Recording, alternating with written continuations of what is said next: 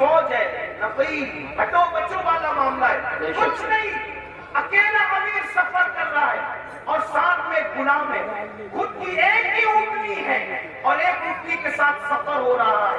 پھر کیا ہوا؟ اللہ اکبر!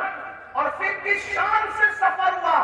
آپ نے فرمایا اپنے غلام سے، دیکھو تھوڑی دیر میں بیٹھوں گا، تھوڑی دیر تم بیٹھو گے۔ اور اللہ اکبر! دنیا نے یہ تاریخ کے اندر یہ اولاد گواہ ہے، دنیا نے یہ موقع بھی دیکھا کہ امیر المومنین اپنے غلام کو اونٹنی پہ بٹھا کر خود اللہ اللہ پیدل چلتے نظر آئے۔ اور اللہ کی شان یہ، جس وقت منزل پر پہنچے تو باری غلام کی تھی اور سیدنا فاروق اعظم نکیل پکڑ کر کے چل رہے تھے، اور حالت یہ تھی اس وقت امیر المومنین کے بدن پر جو جبہ تھا اس پہ پیون لگا ہوا تھا، اور جو موزے پہنے تھے وہ ایڑی کے پاس سے پھٹے ہوئے تھے۔ جس وقت نالا آیا، آپ نے سوچا پھٹے ہوئے موزوں میں پانی بھر نہ جائے تو موزے اتار کر آپ نے گردن پہ ڈال لیے، اور اس کے بعد جب نکلے تو حضرت خالد بن ولید اور ابو عبیدہ بن الجراح کان میں باتیں کر رہے تھے، امیر المومنین یہ کیا کر رہے ہیں؟ ارے موزے پیر میں تھے تو پھٹا پن چھپا ہوا تھا۔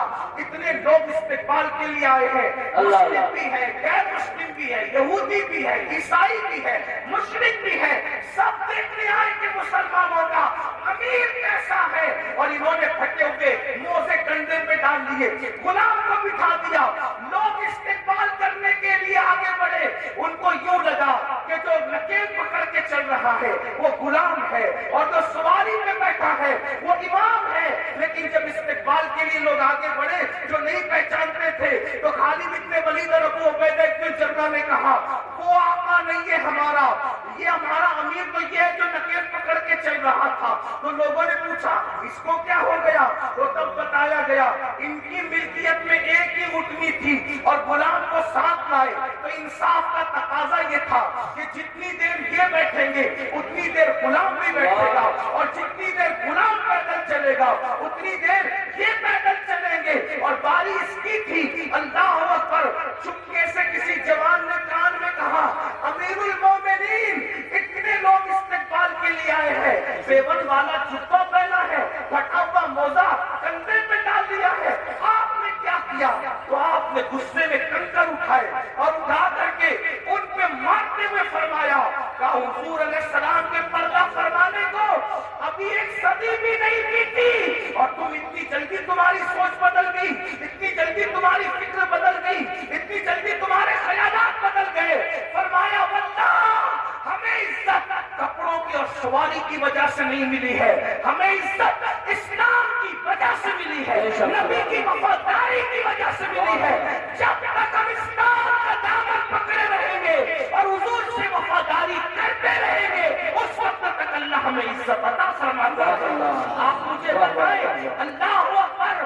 جب چابیاں دی گئی تو ساتھ ہی ساتھ وہ عیسائی مسلمان بھی ہوئے اور کہا عمر اگر لاؤ لشکر کے ساتھ آتے تو صرف چابیاں دیتے، لیکن عمر تم اسلام کی سادگی کے ساتھ آئے ہو تو ہم نے چابیاں بعد میں دی ہے، پہلے ہم نے تمہیں اپنا دل دے دیا ہے۔ اور وہ کلمہ مسلمان ہو گئے۔ مسلمانوں بتاؤ آج جتنی دلچسپی بائک میں لیتے ہو، جتنی دلچسپی اچھے کپڑے میں لیتے ہو، جتنی دلچسپیاں اچھے قیمتی جوتوں میں لیتے ہو، جتنی دلچسپیاں ہٹو اور بچوں میں لیتے ہو، اتنی دلچسپی اسلام پر عمل کرنے میں لو، پھٹے کپڑے پر بھی تمہیں عزت ملے گی، اللہ اکبر!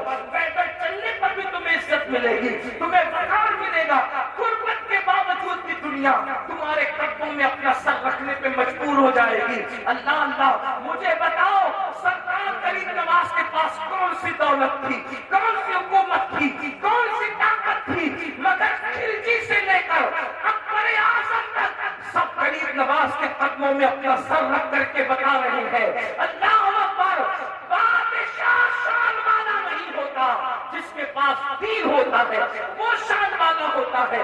اس لیے یہ دماغ سے بھوت نکال دو، بیٹھ کے پانی پیئیں گے تو ذلیل ہوں گے، ایئرپورٹ پر نماز پڑھیں گے، سفر میں نماز پڑھیں گے اللہ اکبر تو ذلیل ہوں گے، نہیں، مسلمان سچے نہیں ہے اس لیے ذلیل ہوئے، اور زمین پہ ذلیل ہونے ہو، زمین کے اندر بھی ذلیل ہونے کے لیے تیار ہو۔ اس لیے سچے مسلمان بنو، دین کا دامن جس نے پکڑ لیا اس کو عزت ہی ملی، اس کو کامیابی ہی ملی، اسے وقار ہی ملا۔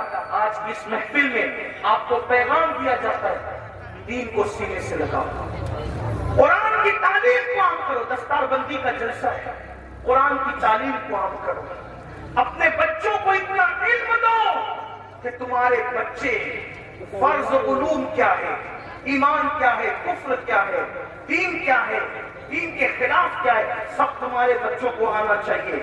ہمارے بچوں کو تو کلمہ بھی نہیں آتا، ہمارے بچوں کو تو غسل کرنا بھی نہیں آتا، ہمارے بچوں کو تو استنجا کا طریقہ بھی نہیں آتا۔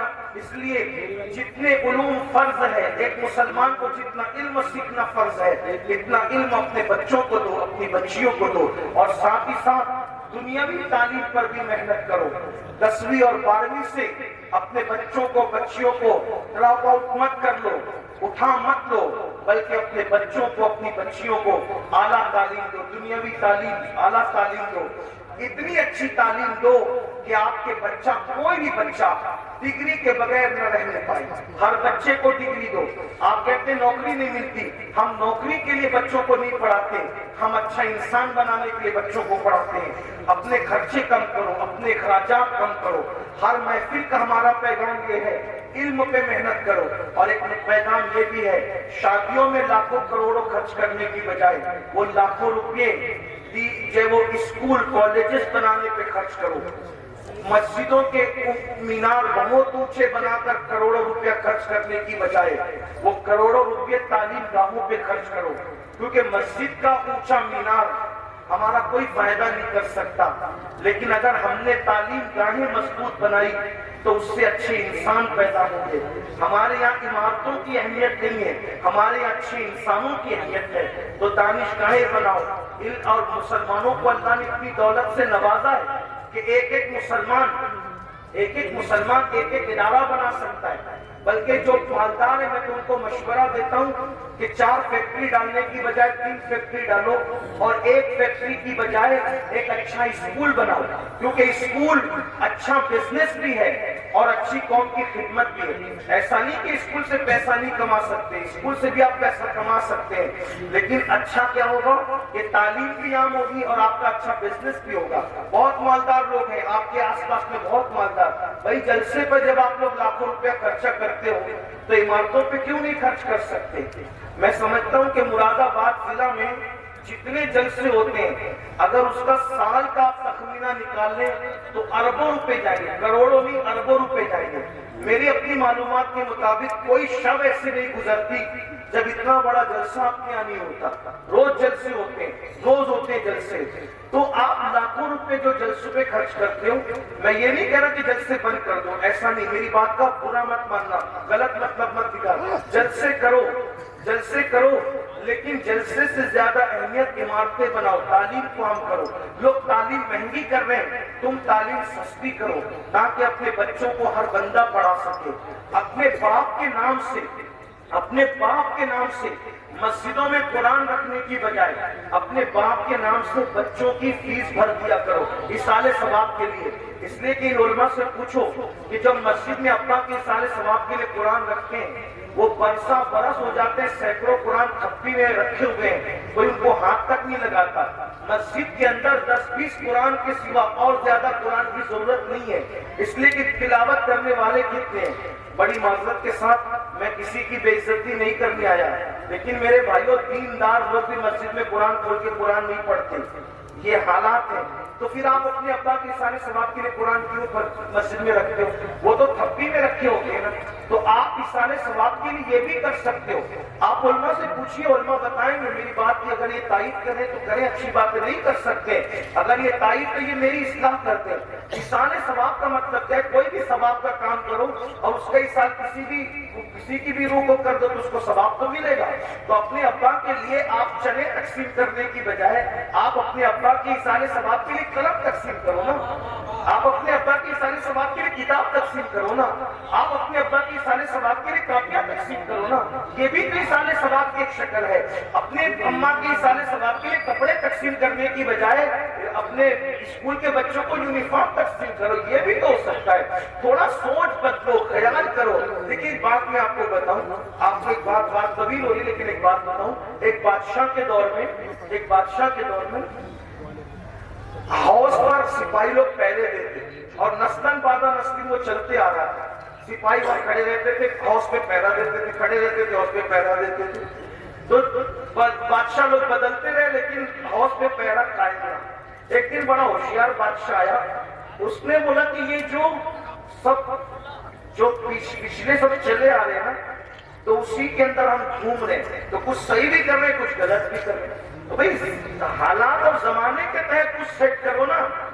تو اس نے سب فہرست بنائی، یہاں سپاہی کیوں کھڑے رہتے ہیں، وہاں کیوں کھڑے رہتے ہیں. تو ہاؤس کی بات ہے تو بتائیے ہاؤس پہ سپاہی صدیوں سے کیوں کھڑے رہتے ہیں.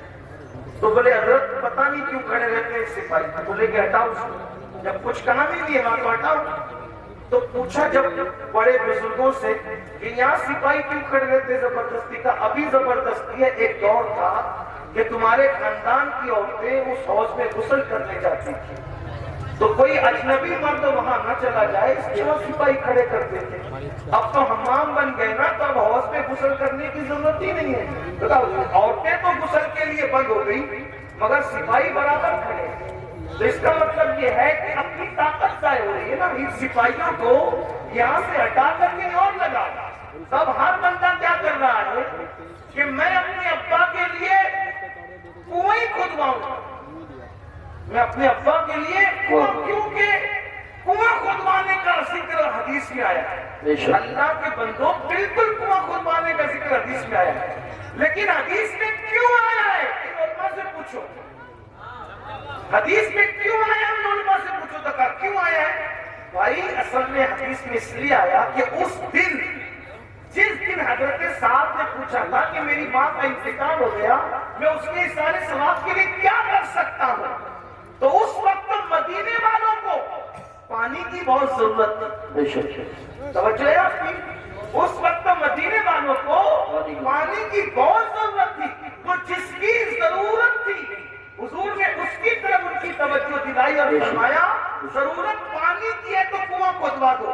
کنواں کھدوانا مقصود نہیں تھا، ضرورت پوری کروانا مقصود تھی. تو انسان ثواب کا معاملہ سمجھ میں آیا. معاملہ کنویں کا نہیں ہے. ہمیں اشارہ دیا گیا اگر انسان ثواب کرنا ہے تو قوم کو جس کی ضرورت ہے اس کے وجہ سے انسان ثواب کرو، تاکہ تمہارے باپ داداؤں کو ثواب بھی مل جائے اور قوم کی ضرورت بھی پوری ہو جائے. اب بات سمجھ میں آئی. تو اس وقت تو کنویں کی ضرورت تھی، آج ہماری قوم کو تعلیم کی ضرورت ہے. کسی دور میں قوم کو روٹی کی ضرورت تھی، آج ہماری قوم کو یونیفارم کی ضرورت ہے کہ بچوں کا اسکول کا یونیفارم ہم تقسیم کریں لباس کی شکل میں. کل ہمارے جو وہ لوگوں کو پان یا چنے کی ضرورت تھی تو بزرگوں نے وہ تقسیم کرایا. آج ہمارے بچوں کو قلم کی ضرورت ہے، اس لیے یہ تقسیم ہونا چاہیے. مطلب یہ ہے کہ انسان ثواب کا جو تصور ہے وہ قوم کی ضرورت کے مطابق ہے. اس لیے جیسی ضرورت ہے ویسے کے مطابق کرو. یہ میں نے ایک اپنا چھوٹا سا جو وہ کوشش کر کے مطالعہ پیش کیا ہے. یہ صحیح بھی ہو سکتا ہے اور یہ غلط بھی ہو سکتا ہے. اگر صحیح ہے تو من جانب اللہ ہے، اور اگر غلط ہے تو میرے نفس کی شرارت ہے. اس پر میں اللہ کی بارگاہ میں توبہ کرتا ہوں. لیکن آپ سے اتنا ضرور کہتا ہوں اپنے بچوں کو پڑھاؤ اور بہت پڑھاؤ.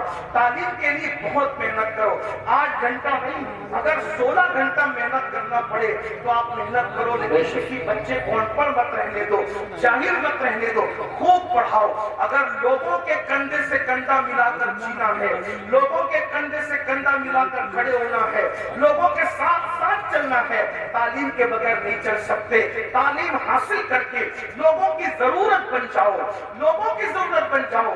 لوگوں کے پیچھے تم کو گرنا نہ پڑے. اتنی صلاحیت پیدا کر لو لوگ تمہارے پیچھے پیچھے گرے. اور کوشش کرو گے تو کوئی مشکل نہیں ہے، کوئی بعید نہیں ہے. ہر دور میں مسلمان علم کا امام ہوا ہے. اس دور میں بھی یہ مسلک آپ کو سنبھالنی ہے. ماں سے کہتا ہوں غربت کا بہانہ نہ کرو. تم حوصلہ کرو گی اپنے شوہر کا ساتھ دوگی تو تمہارا شوہر تمہارا ساتھی بن کر بچوں کو آگے پڑھائے گا۔ اللہ پاک سے دعا کرتا ہوں اللہ سب سے پہلے آپ سب کو عمل کی توفیق عطا فرمائے۔ گفتگو کے درمیان اگر کوئی غلطی ہو تو اللہ پاک معاف فرمائے۔ استغفر اللہ ربی من کل ذنب واتوب الیہ وما علینا الا البلاغ۔ السلام علیکم ورحمۃ اللہ۔ اللہ بیٹھے ابھی دستار بندی ہوگی، بیٹھ جائیں 5 منٹ بیٹھ جائیں۔ مولانا احسان الحق صاحب اعلان کرنے کے لیے آ رہے ہیں۔ دستار کے بعد جو مدرسے کو تعاون پیش کریں آپ تو اس کا خیال رکھیں، ٹھیک ہے؟ حضرات مسافہ نہ کریں، مسافہ نہ کریں، مسافہ نہ کریں تو کمیٹی والے آگے آ جائیں۔